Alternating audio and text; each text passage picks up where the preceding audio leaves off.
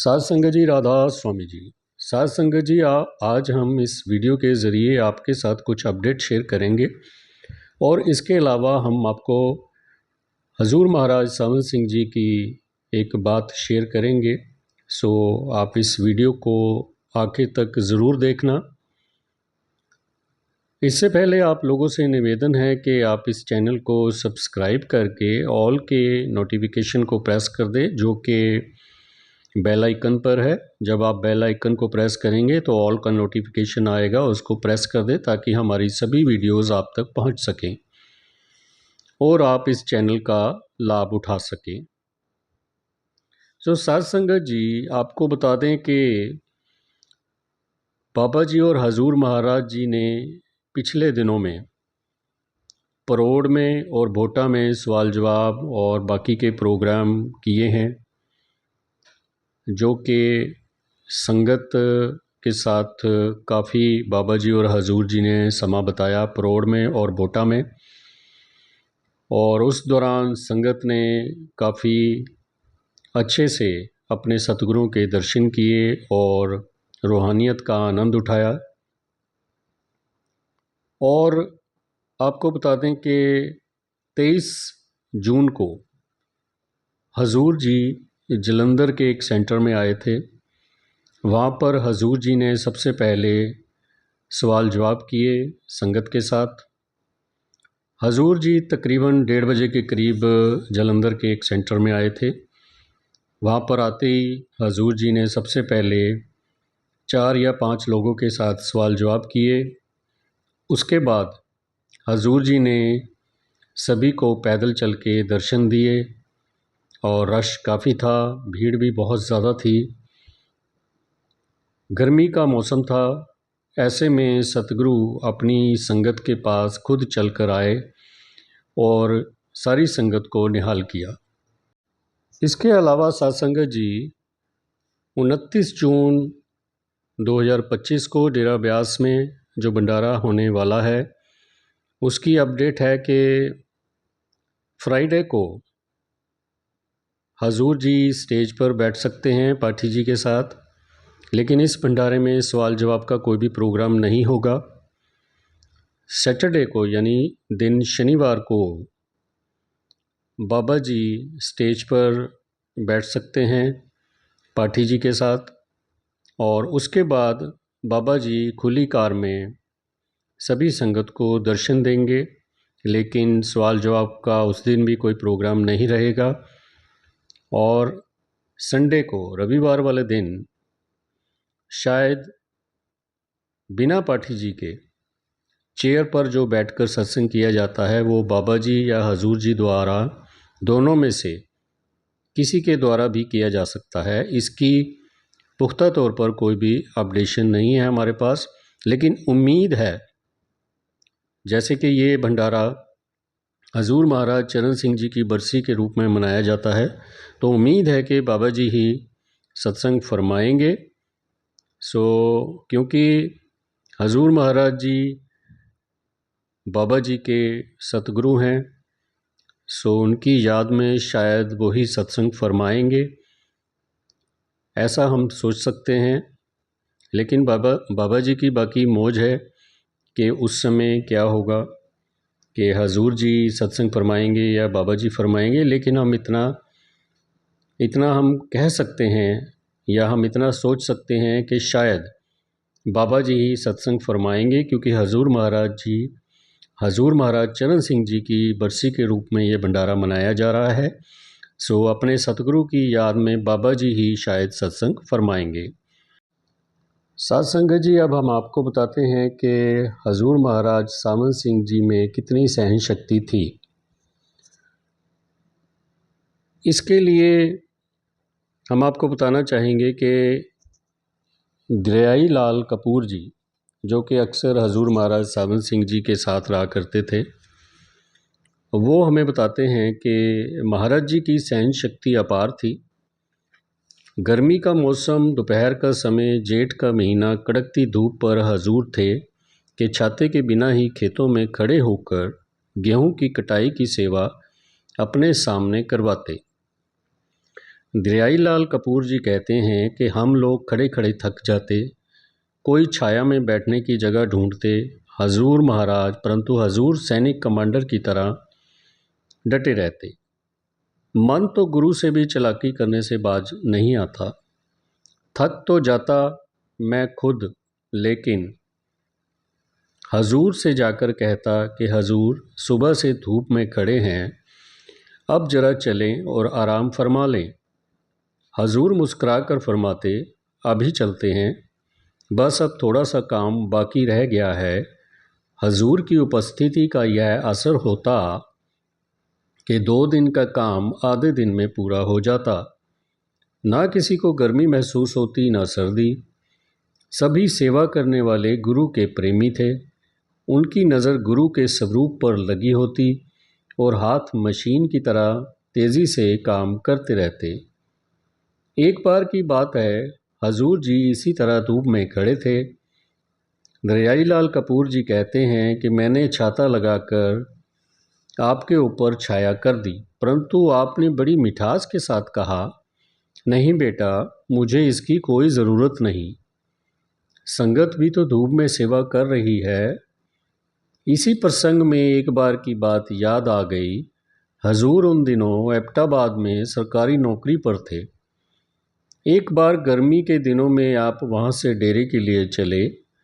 जब ब्यास स्टेशन पर उतरे तो दोपहर का समय था। तेज़ धूप थी और लू चल रही थी। उन दिनों स्टेशन से डेरे पैदल ही आना पड़ता था। हजूर दोपहर की सख्त धूप में डेरे की ओर चल पड़े। रास्ते में एक जगह छाया में कुछ देर आराम करने का ख्याल आया कि धूप कम होने पर आगे चलेंगे, लेकिन दूसरे ही क्षण सोचा कि सोहनी ने एक इंसान के प्रेम में अपनी जान की भी परवाह नहीं की। यह जानते हुए कि घड़ा कच्चा है और पानी में डालते ही गल जाएगा, उसके सहारे पानी में कूद पड़ी, लेकिन इश्क के नाम पर आँच न आने दी। हजूर फरमाते थे कि यह सब याद करके आपके दिल में विचार आया कि मैं बाबा जी के दर्शन के लिए आया हूँ। सोहनी ने तो एक मनुष्य के लिए प्राण दे दिए और मैं अपने सतगुरु दीन दयाल के दर्शन के लिए ज़रा सी धूप और लू का विचार कर रहा हूँ। यह सोचकर हजूर उसी समय चल पड़े। उधर डेरे का हाल यह था कि बाबा जी महाराज ने उस समय भरी दोपहर को अपनी कोठरी से निकलकर धूप में टहलना शुरू कर दिया। बाबा जी महाराज गर्मी ज़्यादा महसूस किया करते थे और धूप में नहीं निकलते थे। बीबी रुक्को ने पूछा, महाराज, आपने तो सर्दियों में भी धूप बर्दाश्त नहीं की, आज दोपहर की धूप में बाहर क्यों फिर रहे हैं? बाबा जी ने कोई जवाब नहीं दिया और उसी प्रकार धूप में टहलते रहे। जब हजूर डेरे से करीब 1 फरलांग की दूरी पर थे, तब बाबा जी अपनी कोठरी में चले आए। जब हजूर डेरे में पहुँचे तो बीबी रुक्को ने हंसकर कहा, भाई जी, मुझे तो पहले ही पता लग गया था कि आप आ रहे हो। हजूर ने जवाब दिया, हाँ बीबी जी, आप अंतर्यामी महात्मा हैं, आपको सब कुछ पता है। बीबी रुक्को बोली, नहीं बाबा जी, 1 घंटे से धूप में टहल रहे थे, अभी अभी अंदर गए हैं। मुझे ख्याल आया कि आज किसी प्रेमी रूह के लिए यह धूप अपने शरीर पर सही जा रही है। जब आपको आते देखा तो समझ गई। हजूर ने कहा, इसीलिए जेठ की दोपहर की धूप मुझे ज़रा भी महसूस ना हुई।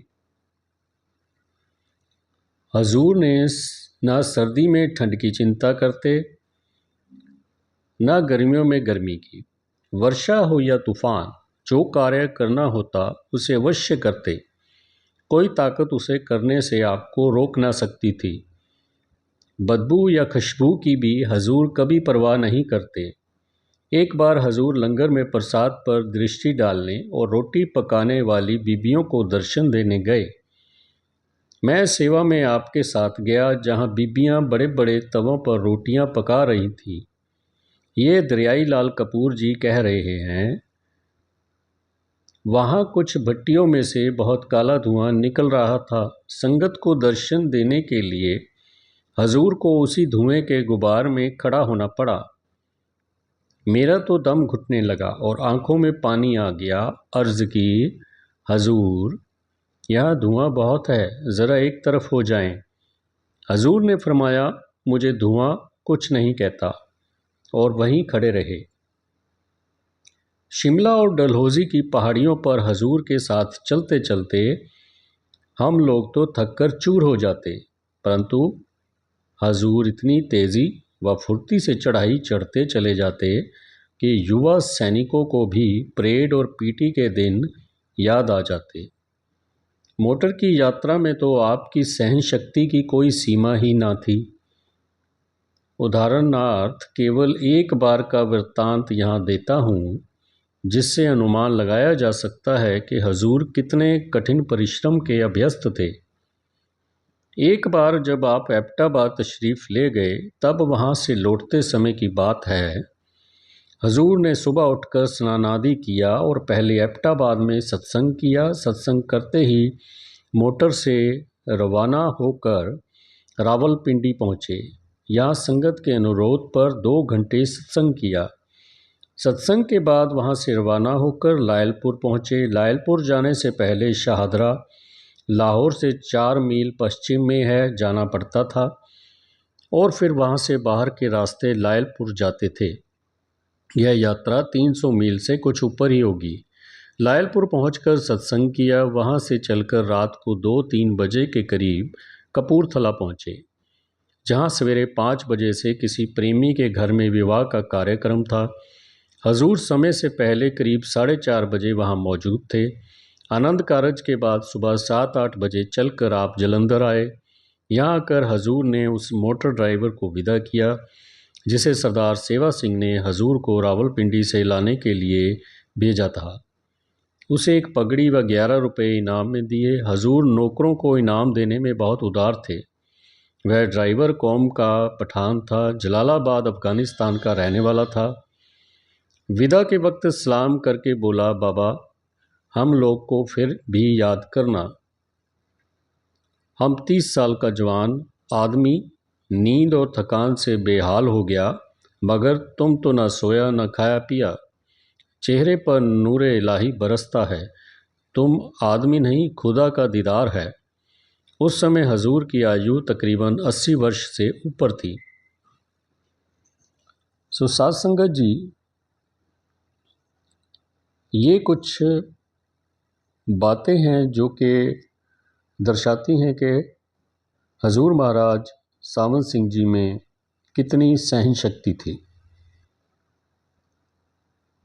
ये सहन शक्ति एक आम इंसान में नहीं हो सकती। इसका क्या राज है? इसका राज यही है कि हजूर महाराज जी पूर्ण संत थे, और पूर्ण संत को कभी कोई भी किसी भी तरह का दुख नहीं महसूस होता।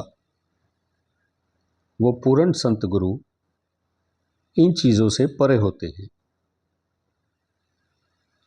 हमें भी पूर्ण संत सतगुरुओं की सीख पर और उनके बताए मार्ग पर चलना चाहिए, ताकि हम उनका ही रूप बन सकें और हम भी इस दुनिया की उतार चढ़ाव या दुख सुखों से परे हो सकें।